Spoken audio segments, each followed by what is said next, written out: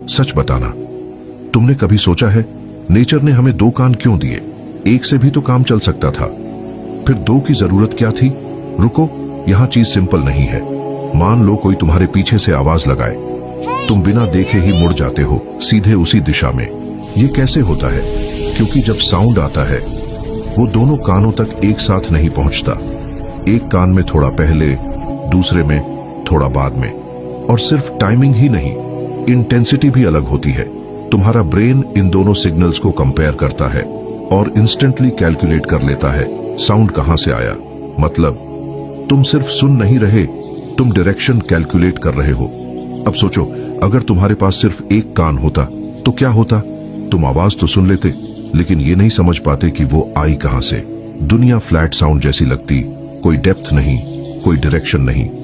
यानी दो कान सिर्फ सुनने के लिए नहीं, दुनिया को समझने के लिए है। लेकिन अब असली ट्विस्ट आता है। आज हम ईयरफोन्स और ब्लूटूथ यूज करते हैं, जहां साउंड सीधे कान के अंदर जाता है। कोई डिस्टेंस नहीं, कोई स्पेस नहीं, बस डायरेक्ट सिग्नल। अब सोचो, जो सिस्टम नेचर ने बनाया था उसे हम बाईपास कर रहे हैं। और यही प्रॉब्लम शुरू होती है। जब साउंड डायरेक्टली कान में जाता है, ब्रेन को नेचुरल क्यूज नहीं मिलते, लेकिन स्टिम्युलेशन ज्यादा मिलता है, यानी कम एफर्ट में ज्यादा रिवॉर्ड। और यहीं से डोपामीन खेल शुरू होता है।